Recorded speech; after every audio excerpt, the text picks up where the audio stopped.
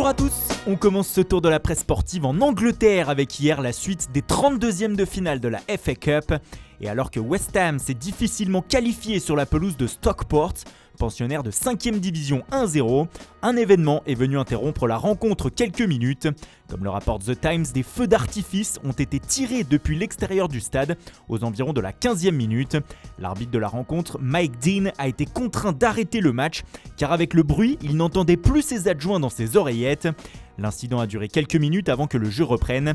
Selon la presse anglaise, les feux d'artifice auraient été tirés afin de protester contre un accident survenu il y a quelques jours. Un adolescent de 15 ans aurait été percuté par une voiture de police à Stockport. Il serait actuellement entre la vie et la mort. Match interrompu par des feux d'artifice hier, mais tous les matchs et même la saison anglaise ne vont-elles pas être arrêtés à cause du Covid ? C'est l'objet du dossier du jour du Daily Mail qui parle d'un véritable carnage à cause du virus en ce début d'année 2021. Demain par exemple devait se jouer un match de Premier League Tottenham-Aston Villa. Il a été reporté car les Villains sont gravement touchés par le Covid.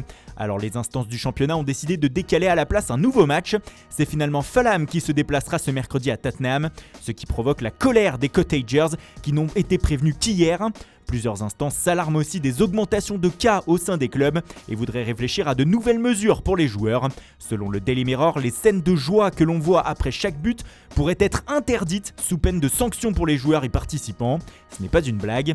Les autorités britanniques n'ont pas du tout apprécié ce week-end de FA Cup en Angleterre où la distanciation sociale n'a été que trop peu respectée au sein des clubs. En Espagne, l'actualité de ce mardi, ce sont les élections à la présidence du FC Barcelone. Hier, 4 candidats ont été officiellement investis pour faire campagne et ainsi espérer succéder à Josep Maria Bartomeu. Comme le résume l'Esportiu, le favori est un homme qui a déjà été président du Barça, c'est Joan Laporta. Il fera face à Victor Font, Toni Freixa et Émilie Rousseau. La campagne va battre son plein désormais durant 12 jours jusqu'au vote des socios, le 24 janvier prochain. Ce Final Four à Barcelone fait aussi la une de Mundo Deportivo ce matin, mais le quotidien catalan évoque également la situation d'Eden Hazard du côté du Real Madrid.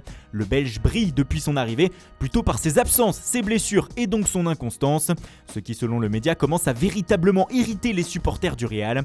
Ces derniers estiment qu'ils ont été assez patients avec le Belge depuis son arrivée en provenance de Chelsea. Une saison d'adaptation, surtout pour un joueur qui a coûté 100 millions d'euros, mais désormais ça suffit. Ils veulent voir le vrai Hazard et ont décidé de ne plus rien lui laisser passer. La Supercoupe d'Espagne qui débute demain pourrait lui permettre d'enfin briller. En tout cas, c'est ce qu'espère Zinedine Zidane. Selon Marca, le coach tricolore sent bien que les 2 dernières prestations de ses hommes contre Elche et Osasuna ont ramené les doutes et la tension autour de son groupe. Il veut donc se servir de ce super examen en Supercoupe afin de relancer la machine. Première étape jeudi en demi-finale contre Bilbao. Cette actualité du Real nous amène jusqu'à la une de AS afin d'ouvrir la page Mercato de cette revue de presse. Ce matin, le quotidien madrilène tente d'expliquer comment les champions d'Espagne tentent de trouver la bonne formule économique afin de faire venir Kylian Mbappé. Déjà, les madrilènes pensent que l'été prochain, le prix du génie français oscillera entre 150 et 222 millions d'euros. Et pour réussir à mettre une telle somme sur la table, il leur faudrait 2 conditions. La première, que la situation redevienne normale, afin que les revenus générés par le club, environ 800 millions d'euros, reviennent dans les caisses. Puis en vendant pour entre 100 et 150 millions d'euros de joueurs actuellement dans l'effectif. Cela inclut Bale, Ceballos, Jovic, Marcelo ou encore Brahim Diaz. Bref, Mbappé n'est pas encore au Real. Pour rester dans l'actualité mercato de la Ligue 1, sachez que l'Olympique Lyonnais a trouvé le remplaçant de Moussa Dembélé en attaque.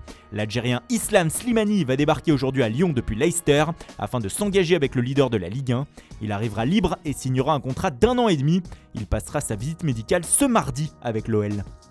On passe au mercato de la Juventus avec un choix à faire pour les dirigeants turinois comme le rapporte Tuttosport ce matin. Selon le média, la vieille dame s'est mise d'accord avec Sassuolo pour le transfert de son attaquant actuellement prêté au Genoa, Gianluca Scamacca.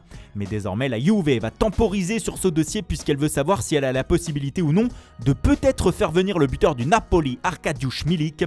L'opération Scamacca pourrait donc traîner un peu. Tuttosport rapporte aussi ce matin la grosse tension qui existe depuis le match contre la Roma entre Antonio Conte et l'Inter.